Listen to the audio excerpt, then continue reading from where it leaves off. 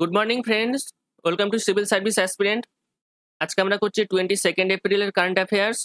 আর আমরা যে পেপারগুলো কভার করছি সেগুলো হচ্ছে দ্য হিন্দু, ইন্ডিয়ান এক্সপ্রেস আর টাইমস অফ ইন্ডিয়া।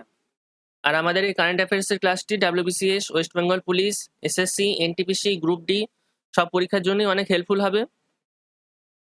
শুরু করার আগে আমি আমার সম্বন্ধে একটুখানি জানিয়ে রাখি। আমার নাম হলো অভিজিৎ দাস, আর আমি পরীক্ষাগুলো পাস করেছি। বর্তমানে আমি ডাব্লিউবিসিএস এর জন্য প্রিপারেশন নিচ্ছি। আর আরেকটা জিনিস তোমাদেরকে জানিয়ে রাখি, যারা চ্যানেলটি প্রথম দেখছো চ্যানেলটি সাবস্ক্রাইব করে রেখো। আর কারণ আমরা এখানে প্রতিদিন সকালবেলা কারেন্ট অ্যাফেয়ার্সের ক্লাস তো নিই, সাথে প্রতি রবিবার এখন আমি ডাব্লিউবিসিএস প্রিলিমসের যে প্রিভিয়াস 10 ইয়ার্সের কোশ্চেনগুলো রয়েছে তার ইংলিশ সেকশনটা নিয়েও আলোচনা করছি। তো তোমরা যারা যারা ভিডিওগুলো দেখোনি, আমি এখন অবধি 2টো ভিডিও বানিয়েছি। ওই ভিডিওর যে প্লে লিস্টের লিঙ্কটা আমি ডেসক্রিপশন বক্সে দিয়ে রাখবো, তো তোমরা চাইলে ওখান থেকে ভিডিওগুলো দেখে নিও। ঠিক আছে, তাহলে আজকে ক্লাস শুরু করছি। আমাদের প্রথম নিউজ হচ্ছে national civil service day 21 April. 21 April এই দিনটাকে আমরা কি করছি না, ন্যাশনাল সিভিল সার্ভিস ডে হিসেবে পালন করছি। National civil service day is celebrated annually on April 21 in India. 21 April ভারতে আমরা কি করছি না, ন্যাশনাল সিভিল সার্ভিস ডে হিসেবে পালন করছি। It is celebrated every year on this day because on this day Sardar Vallabhbhai Patel inaugurated the all India services in 1947। এই দিনটাকে আমরা কেন সিভিল সার্ভিস ডে হিসেবে পালন করি? কারণ 1947 সালে প্রথম সর্দার বল্লভভাই প্যাটেল কি করেছিলেন না, আমাদের যে অল ইন্ডিয়া সার্ভিসেস গুলো হয়, অল ইন্ডিয়া সার্ভিসেস বলতে আমরা ম্যাক্সিমাম যেগুলো মনে করে থাকি, যেমন আমাদের ইউপিএসসির আন্ডারে যে এক্সাম গুলো হচ্ছে, তার থেকে আমাদের যে ডিএমপিএম গুলো নিয়োগ হচ্ছে না, আইএএস আইপিএস, এগুলোকে আমরা তো বলি অল ইন্ডিয়া সার্ভিসেস। এছাড়াও সেন্ট্রালের বলতে গেলে ম্যাক্সিমাম যেসব কাজগুলো হয় সেগুলো অল ইন্ডিয়া সার্ভিসেস আন্ডারে আসে। তাহলেও আমরা অ্যাকচুয়ালি মনে করে থাকি অল ইন্ডিয়া সার্ভিসেস বলতে সেইগুলো যেগুলো কিনা আমাদের ইউপিএসসির আন্ডারে আসে। ঠিক আছে, তো 1947 সালে সর্দার বল্লভভাই প্যাটেল কি করেছিলেন, প্রথম অল ইন্ডিয়া সার্ভিসেস এর শুরু করেছিলেন। The day was first celebrated in 2006। প্রথম এই দিনটা কবে আমরা সেলিব্রেট করেছি? প্রথম সেলিব্রেট করেছি 2006 সালে। ঠিক আছে, আমাদের নেক্সট নিউজ হচ্ছে India and Kyrgyzstan start drills. India এবং কিরগিজস্তান কি করছে, তাদের মধ্যে একটা মিলিটারি, আবার একটা ড্রিল, মিলিটারি একটা প্র্যাকটিস তারা চালু করছে। The special forces of India and Kyrgyzstan have started military exercise in Bishkek. India এবং কিরগিজস্তানের যে মিলিটারি যে স্পেশাল ফোর্স রয়েছে তারা কি করছে না, নিজেদের মধ্যে আবার একটা মিলিটারি এক্সারসাইজ করছে, যেটা কোথায় হচ্ছে না, বিশকেকে হচ্ছে, কিরগিজস্তানে। আচ্ছা, দি এক্সারসাইজ নেমড খঞ্জার। এই যে মিলিটারি এক্সারসাইজটা হচ্ছে তার নাম হচ্ছে কি খঞ্জার। It is the 8th addition. আর এটা হচ্ছে এই যে মিলিটারি এক্সারসাইজের তার 8ম এডিশন। এর আগে 7বার এটা হয়েছে। নেক্সট নিউজ হচ্ছে 8 states highly vulnerable to climate change. Actually এখানে আমাদের কতগুলো মিলিটারি ড্রিলস হয় বিভিন্ন দেশের সাথে, তার মধ্যে এটা মনে রাখবে যে ভারত এবং কিরগিজস্তানের ভেতরে যে মিলিটারি ড্রিলস হয়, মিলিটারি যে এক্সারসাইজ হয়, তার নাম হচ্ছে খঞ্জার। নেক্সট নিউজ হচ্ছে 8 states highly vulnerable to climate change. আমাদের একটা ক্লাইমেট চেঞ্জের উপর একটা রিপোর্ট বেরিয়েছে, সেখানে আমরা দেখতে পাচ্ছি কি যে ভারতের 8খানা রাজ্য ক্লাইমেট চেঞ্জের দিক থেকে খুবই ভালনারেবল, মানে খুবই প্রবণ আর কি। মানে কোনো রকম ক্লাইমেট চেঞ্জ যত বাড়তে থাকবে তত এই রাজ্যগুলোতে আমরা ওয়েদারের চেঞ্জ এবং আরো অনেক খারাপ খারাপ যে প্রভাবগুলো সেগুলো দেখতে পারবো। আচ্ছা, India 8 Indian states are highly vulnerable to climate change according to a national climate vulnerability assessment report. আমাদের দেশের একটা ক্লাইমেট চেঞ্জ ভালনারেবিলিটির একটা রিপোর্ট বেরিয়েছে, সেখানে আমরা দেখতে পাচ্ছি যে ভারতের 8খানা রাজ্য ক্লাইমেট চেঞ্জের দিকে খুবই ভালনারেবল, মানে ভবিষ্যতে সেগুলোতে খুবই বড় ধরনের ইম্প্যাক্ট পড়তে পারে। দিস স্টেটস আর ঝাড়খণ্ড, মিজোরাম, ওড়িশা, ছত্তিশগড়, আসাম, বিহার, অরুণাচল প্রদেশ এবং ওয়েস্ট বেঙ্গল। আমরা দেখতে পাচ্ছি কি না, এই রাজ্যগুলো, 8টা রাজ্যের মধ্যে এই রাজ্যগুলো হচ্ছে ক্লাইমেট চেঞ্জ, মানে যদি যেভাবে হচ্ছে ভবিষ্যতে কি হবে, এই রাজ্যগুলোর যে ওয়েদার প্যাটার্ন এবং যা কিছু আসছে, আমরা যেমন দেখতে পাচ্ছি যে এখন গ্রীষ্মকালটা এখন অতিরিক্তই গরম পড়ছে। হ্যাঁ, আচ্ছা, শীতে তো সেরকম ভাবে তো শীত তো এবছর পড়েও নি, ভবিষ্যতে আরো এরকম গন্ডগোল হবে। বর্ষার প্যাটার্ন সে ধীরে ধীরে পাল্টে যাচ্ছে, যে সময় অ্যাকচুয়ালি বর্ষা হয়ে থাকে তার থেকে একটুখানি এগিয়ে চলে যাচ্ছে, বা হয়তো আরো পিছিয়ে চলে যাবে, বা যে পরিমাণ হওয়া উচিত সেই পরিমাণ হচ্ছে না। এই ধরনের যে প্যাটার্ন গুলো সেগুলো আমরা এখন দেখতে পাচ্ছি।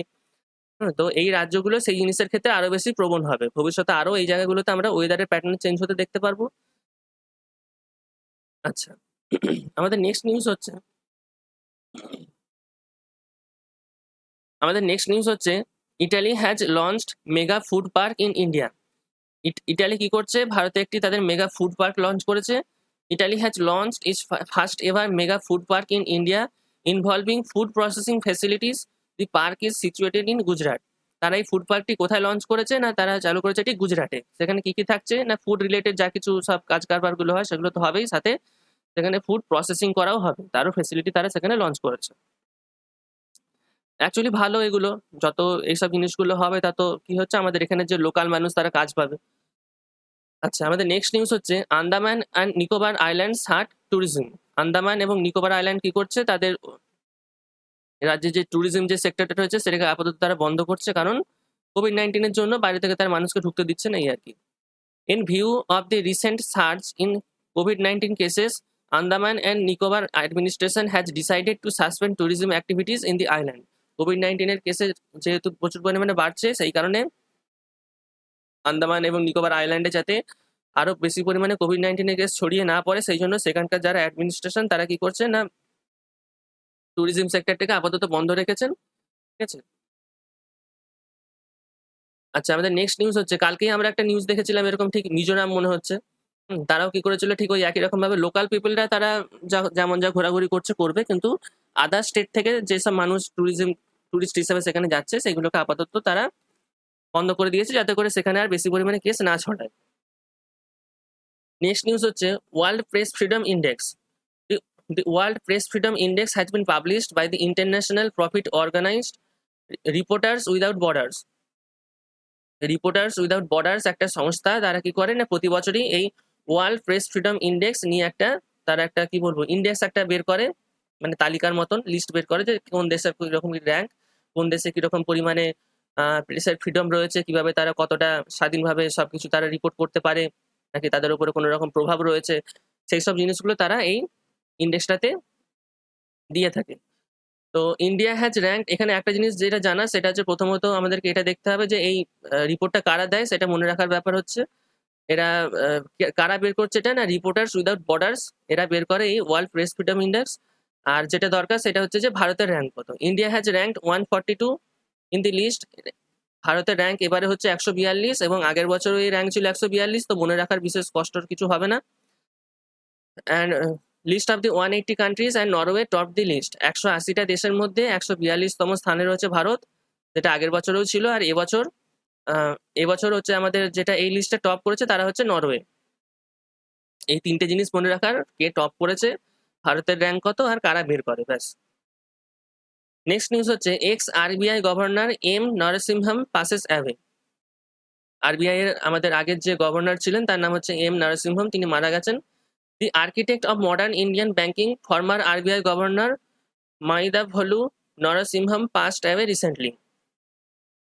আমাদের আরবিআই এর যে আগেকার গভর্নর ছিলেন তার নাম হচ্ছে এই এম নরসিংহম, তিনি রিসেন্টলি মারা গেছেন। He was known as the father of banking sector reforms in India, এবং তাকে ভারতের যে ব্যাংকিং সেক্টর তার রিফর্মের ফাদার হিসেবেও মনে করা হয়। আচ্ছা, আমাদের নেক্সট নিউজ হচ্ছে 9 বাংলাদেশিস ইন ফোর্বস 30 লিস্ট। ফোর্বের যে 30 জনের যে লিস্ট বের করা হয়েছে, মানে কি বলবো ইনফ্লুয়েন্সিয়াল ব্যক্তির মধ্যে, তার মধ্যে কি করা হচ্ছে না 9 জন বাংলাদেশিকেও ইনক্লুড করা হয়েছে। 9 Bangladeshis have featured in the Forbes 30 list under list of innovation in 10 industries for Asia. এশিয়ার যে 10 রকম ইন্ডাস্ট্রি রয়েছে তার মধ্যে যে 30 জন যে বলতে পারো যে ইনফ্লুয়েন্সিয়াল যেসব সেক্টরগুলো রয়েছে ইনোভেশনের দিক থেকে, সেখানে 30 জনের যে একটা লিস্ট বের করা হয়েছে, সেখানে সেই লিস্টে দেখা যাচ্ছে কি যে 30 জনের ভেতরে 9 জন হচ্ছে Bangladeshi. The list is announced for 10 categories including arts, entertainment, sports, finance and venture capital. কোন কোন সেক্টরের দিক থেকে এই লিস্টটা বের করা হয়েছে সেগুলো হচ্ছে 10টা ক্যাটাগরি রয়েছে, তার মধ্যে ইনক্লুডিং সেখানে রয়েছে কি আর্টস, এন্টারটেনমেন্ট, স্পোর্টস, ফাইন্যান্স এবং ভেঞ্চার ক্যাপিটাল। তোমরা দেখতেই পাচ্ছ যে ধীরে ধীরে আমাদের যেটা আমাদের প্রতিবেশী দেশ বাংলাদেশ, তারা কিন্তু আদার্স আমাদের যে প্রতিবেশী দেশগুলো রয়েছে যেমন নেপাল, ভুটান বলো বা পাকিস্তান বলো, পাকিস্তানের তো বলারই দরকার নেই, আর শ্রীলঙ্কা, এইসব দেশগুলো থেকে বাংলাদেশ কিন্তু অনেক ভালো পরিমাণে কাজ করছে সব রকম দিক থেকে। সেখানকার ওভারঅল ডেভেলপমেন্ট, এমনকি সেখানকার যে হিউম্যান ক্যাপিটাল ইন্ডেক্সে তাদের র্যাঙ্ক আমাদের থেকেও অনেক ভালো।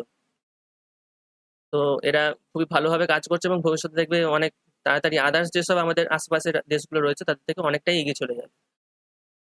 আচ্ছা, নেক্সট নিউজ হচ্ছে former US vice president Mondale dies, former US vice president Walter Mondale passed টাইমে রিসেন্টলি। ইউএস এর যে আগেকার যে প্রেসিডেন্ট ছিলেন তার নাম হচ্ছে ওয়াল্টার মোন্ডালে, তিনি মারা গেছেন recently. He was vice president under Bill Clinton. তিনি ভাইস প্রেসিডেন্ট ছিলেন কার আন্ডারে? যখন বিল ক্লিন্টন যখন সেকেন্ডকার প্রেসিডেন্ট ছিলেন তখন তিনি তার আন্ডারে ভাইস প্রেসিডেন্ট হিসেবে নিযুক্ত ছিলেন। তিনি রিসেন্টলি মারা গেছেন। আচ্ছা, আমাদের নেক্সট নিউজ হচ্ছে noted Bengali poet Shankha Ghosh passes away. আমাদের বাংলার একজন কবি যার নাম ছিলেন, খুবই বিখ্যাত কবি বলতে পারো, তিনি জ্ঞানপীঠ পুরস্কারও পেয়েছিলেন রিসেন্টলি। শঙ্খ ঘোষ তিনি মারা গেছেন। Noted Bengali poet Shankha Ghosh passed away recently. Shankha Ghosh got many accolades including Jnanpith, এটার কথা এক্ষুনি বলছিলাম, Rabindra Puraskar and Sahitya Akademi for his literary works and also been conferred with Padma Bhushan award. তাকে পদ্মভূষণ অ্যাওয়ার্ড দিয়েও সম্মানিত করা হয়েছে। এছাড়া তিনি যে যে পুরস্কারগুলো পেয়েছিলেন সেগুলো হচ্ছে জ্ঞানপীঠ, রবীন্দ্র পুরস্কার এবং সাহিত্য একাডেমি পুরস্কার। দেখো, এই সাহিত্য একাডেমি, জ্ঞানপীঠ এগুলো হচ্ছে আমাদের লিটারারি ফিল্ডের ক্ষেত্রে সব থেকে বড় পুরস্কার। আচ্ছা, নেক্সট নিউজ হচ্ছে DRDO to set up COVID hospitals in 3 cities. DRDO কি করছে না, কোভিড-19 পেশেন্টের জন্য 3টে সিটিতে হসপিটাল তারা চালু করছে। যেহেতু বিভিন্ন দেশের বিভিন্ন পার্টিতে তোমরা দেখতে পাচ্ছ যে হসপিটালের খুবই কম দেখা যাচ্ছে, হসপিটালের কমতি দেখা যাচ্ছে এবং সেখানে বেড তো খুবই কম, যার ফলে এক একটা বেডে 3জন 4জন করে মানুষকেও ঢুকে দেওয়া হচ্ছে। এমনকি দেখা যাচ্ছে হসপিটালে বেড নেই, মানুষকে একটা সিলিন্ডার দিয়ে দিয়েছে এবং মুখে অক্সিজেন মাস্ক লাগিয়ে দিয়ে তাদেরকে রাস্তার ধারেই বসিয়ে দিয়েছে, তারা বসেও রয়েছে, এরকম ছবিও আমরা দেখেছি। তো যাই হোক, তার থেকে সেখানে যতটা সুরাহা করতে পারা যায় সেই জন্য ডিআরডিও কি করছে, 3টে হসপিটাল চালু করছে কোভিড-19 পেশেন্টের জন্য। ডিআরডিও চেয়ারম্যান জি সতীশ রেড্ডি, এখানে একটা জিনিস মনে রাখবে যে ডিআরডিও চেয়ারম্যান হচ্ছে জি সতীশ রেড্ডি, যে কোনো পরীক্ষাতে একটা শর্ট কোশ্চেনের মতো দিয়ে দিতেই পারে।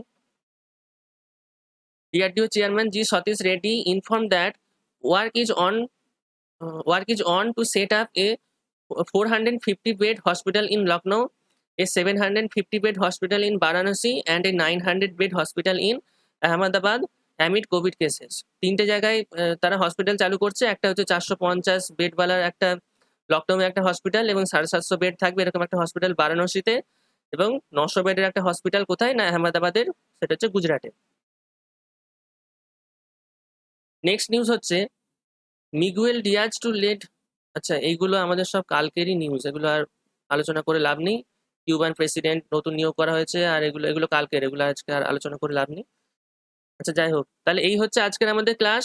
তো তোমাদের ভিডিওটি ভালো লাগলো কিনা প্লিজ জানিও লাইক করে, আর যারা যারা চ্যানেলে প্রথম এসেছো প্লিজ সাবস্ক্রাইব করো। আর আমাদের সিভিল সার্ভিস অ্যাসপিরেন্ট নামে একটা ফেসবুকের পেজ রয়েছে, তো ওই পেজেতে আমরা কি করছি না, আমাদের এই কারেন্ট অ্যাফেয়ার্সের যা নোটসগুলো সেগুলো ওখানে দিয়ে থাকি। তো ওই পেজের লিঙ্কটাও আমি ডিসক্রিপশন বক্সে দিয়ে রাখছি, ওখান থেকে তোমরা পেজটি জয়েন করে নিও। তো thank you, have a great day.